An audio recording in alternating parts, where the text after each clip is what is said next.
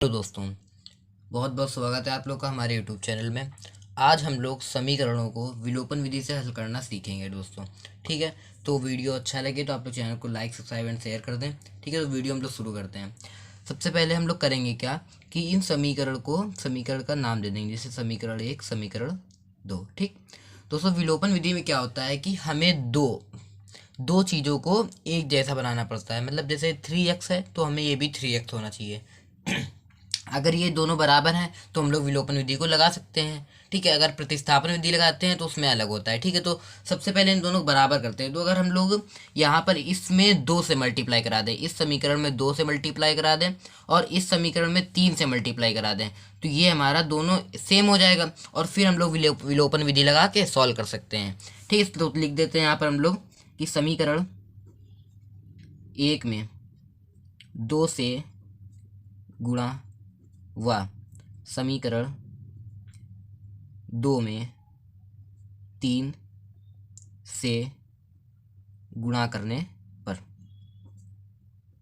ठीक है दोस्तों, यहाँ तो समझ में आ गया कि समीकरण 1 में हम लोग 2 से गुणा कर देंगे और समीकरण 2 में 3 से गुणा कर देंगे। चलिए करते हैं गुणा।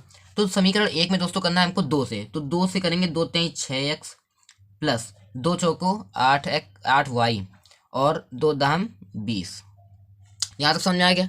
अब हम लोग समीकरण 2 में किससे गुणा करेंगे? 3 से। तो चलिए करते हैं गुणा। ठीक है, तो 3 दूनी 6x प्लस 3 दूनी 6y बराबर 3 दूनी 6। देखिए ये हमारा बनकर तैयार हो गया। इसको हम लोग मान सकते हैं समीकरण नंबर 3 और समीकरण नंबर 4 दोस्तों। यहाँ तक समझ में आ गया।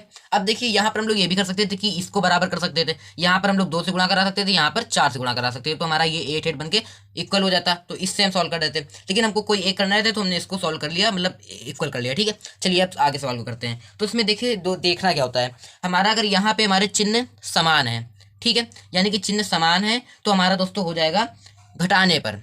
ठीक है, तो लिख देते हैं यहाँ पर घटाने पर।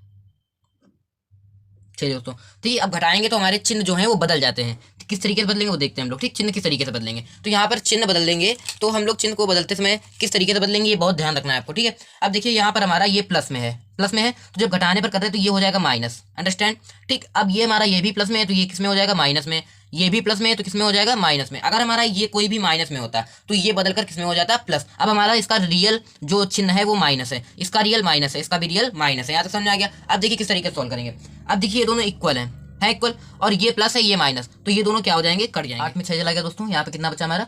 2y, और हमारा ये प्लस का बचेगा क्योंकि 8 बड़ा है तो 8 का चिन्ह प्लस है और ये 6 छोटा है, इसका चिन्ह माइनस का है। तो बड़ा जिसका होता है उसका हम लोग चिन्ह लेते हैं, तो हमारा प्लस का 2y बच गया इज इक्वल टू। अब देखिए यहाँ पर क्या बचा, तो दोस्तों 20 प्लस का था, ये माइनस का था, घटा देंगे। 20 में से 6 गया दोस्तों, कितना बचेगा? तो 20 में से 6 गया दोस्तों, हमारा बचेगा 14। ठीक है, 14, और ये इसका चिन्ह भी प्लस लेंगे हम लोग क्योंकि प्लस बड़ा है। ठीक है, अब देखिए दोस्तों क्या करेंगे, तो ये हमारी बन गई equation 2y is equal to 14। अब देखिए इसको सॉल्व किस तरीके करेंगे, हम लोग सॉल्व करना जानते हैं इसको कि y को हम लोग इधर, ये y 14/2 हो जाएगा। ये 2 से 2 14 कैंसिल, 7 आ गया, यानी कि y की वैल्यू दोस्तों हमको 7 मिल गई। ठीक है दोस्तों, एक वैल्यू क्लियर हो गई हमारी कि y की वैल्यू 7 मिल गई। अब हमें निकालना है x की वैल्यू, तो y की वैल्यू को हम समीकरण 1 या 2 में रख सकते हैं। तो हमको दोस्तों किसकी वैल्यू मिल जाएगी?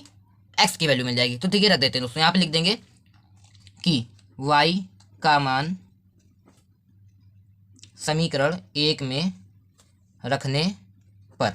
समीकरण 1 क्या है दोस्तों? यहाँ पे लिख देते हैं हम लोग। समीकरण 1 है दोस्तों 3x plus 4y is equal to 10। अब y की वैल्यू रख देंगे यहाँ पे, तो 3x प्लस 4 इंटू वाई की वैल्यू 7 इज इक्वल टू 10। तो हमारा 3x, अब ये 4 7 चौक 28 हो जाएगा, और ये प्लस का इधर आएगा माइनस का, तो 10 माइनस 28 हो जाएगा। ठीक है, अब हम लोग घटा लेंगे, तो 28 में दोस्तों 10 घटाएंगे तो कितना बचेगा हमारा? ये बचेगा 18। ठीक, और काहे का बचेगा? माइनस का, तो 3x is equal to minus का 18 हो गया। ठीक, अब देखिए दोस्तों, अब इसको आगे सॉल्व लेंगे हम लोग। x बराबर ये माइनस का 18 और ये 3 डिवाइड में आ जाएगा, तो 30 x की वैल्यू दोस्तों हमको मिल जाएगी यहाँ पर 6। ठीक है दोस्तों, तो ये हमारा x की वैल्यू भी आ गई, y की वैल्यू भी आ गई। अगर हमको चेक करना है कि मेरा सवाल सही है कि नहीं, कि ये माइनस का है दोस्तों, ठीक है माइनस था, तो सही है कि नहीं, तो हम लोग वैल्यू समीकरण में रख के चेक कर सकते हैं कि हमारी जो वैल्यू आई वो सही है कि नहीं। ठीक, तो रख के चेक कर लेते हैं एक बार। ठीक है दोस्तों, इक्वेशन हम लोग यहाँ पे लिख लेंगे अलग चेक करने के लिए। ठीक है दोस्तों, x की वैल्यू हम रखेंगे। ठीक, x की वैल्यू है माइनस का 6, तो 3 इंटू माइनस 6 प्लस 4 इंटू 7, हमको ये आना चाहिए। ठीक है दोस्तों, करेंगे सॉल्व। 6 3 माइनस का 18 प्लस 7 चौक 28। अब देखिए इसको यहाँ पे दोस्तों 10 हमारा आ गया है, प्रूव हो गया है। तो दोस्तों वीडियो अच्छा लगा हो तो लाइक सब्सक्राइब एंड शेयर करें। धन्यवाद।